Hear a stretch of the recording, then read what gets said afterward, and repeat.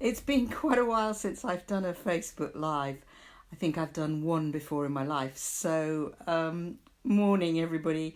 And this is me exploring outside my comfort zone.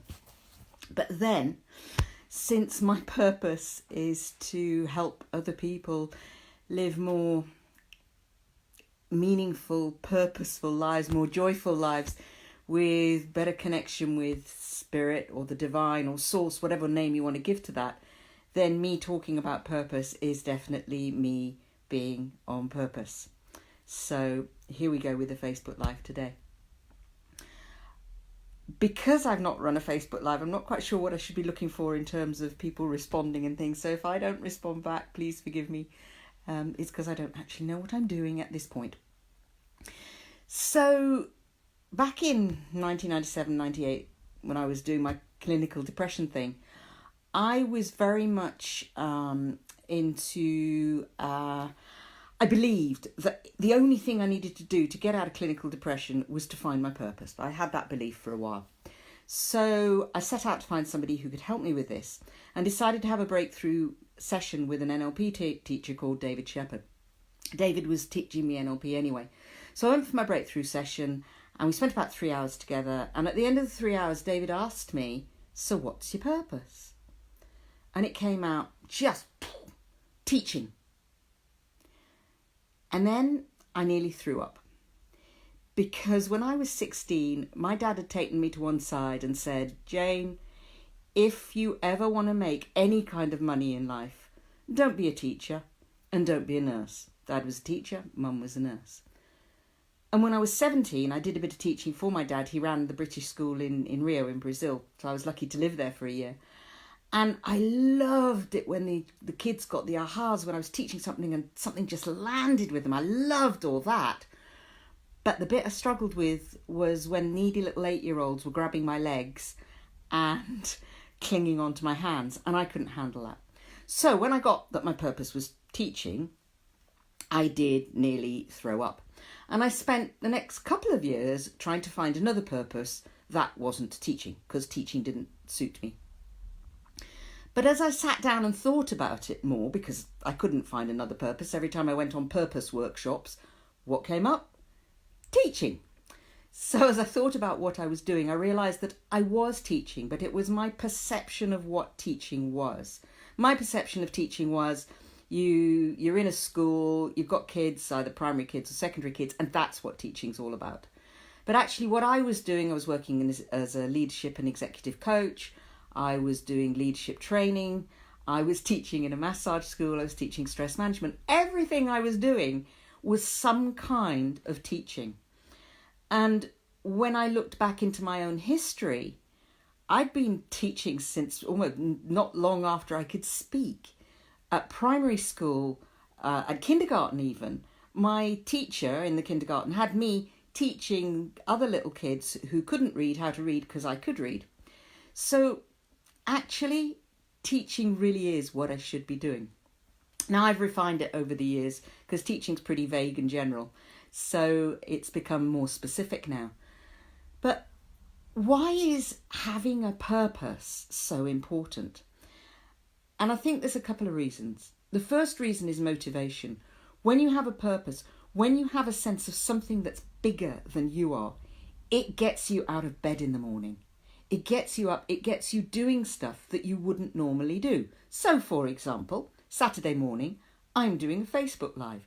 Not something that in the general scheme of things I would choose to do, but it's part of my purpose. It's part of my passion.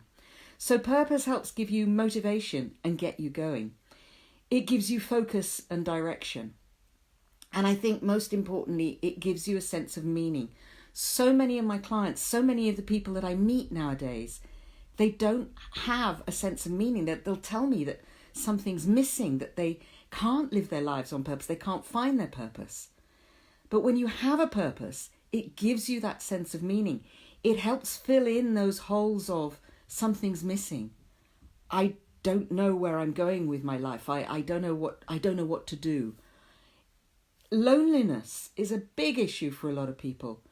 When you're living on purpose, it really helps solve the loneliness problem. So there are a number of reasons why having a purpose, knowing your purpose, is so important. And for me, actually, it was a big part of getting me out of depression. So, how do you do this then? All very well to talk about it. One of the ways of finding your purpose is simply to reflect on what you're passionate about. What are the big things? What are the things that really matter to you in life? What are the things that make you angry, that make you fired up, that excite you? Are any of them likely to be your purpose?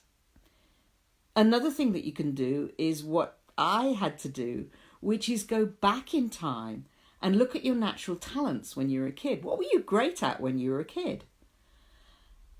For me, it was teaching. But often we have these talents, these things that they're so natural to us, we don't even realise that we're doing them. We don't even realise that we're good at them. And it's only when somebody else says, wow, you're so good at whatever Bly's, you're so good at going out and talking to people. Apparently, I'm really good at talking to people about nothing. So hopefully that's not what I'm doing here. But apparently I'm really, really good at it. But it's not something I ever thought of myself as being good at. But it's a great talent if you want to work in a hospice on the chaplaincy team, which is what I do. Helps people open up. And actually, it's not a bad talent as a coach for building rapport. So what are those natural, innate talents, those things that come to you so easily that you don't even realise that they are a talent until somebody else points it out? Another thing with finding the purpose, there's something that often stops us. And what stops us is almost like at a very deep, unconscious or even spiritual level, we know that once we really know our purpose and engage with our purpose, we've got to do something about it. And that can be scary because very often it means stepping out of our comfort zone, stepping into an arena where, by the way, hello Pam, stepping into an arena where it's bigger than us. It's so much more. And that can be really uncomfortable. So what do? We deny the fact that we've identified our purpose. And that's what I did for a couple of years. That wasn't going to be my purpose. I didn't like it. I didn't want it. And I certainly didn't want to have to step out of my comfort zone. I was having enough difficulty living in a comfort zone. So we deny it. We pretend it doesn't exist. Now, the ancient Hawaiians believed that when you come into this life, shortly before you come in, your soul has a conversation with a group of higher advisors, if you like, and decides what your purpose in life is going to be coming into this life. Now, some of you will subscribe to this belief and some of you won't.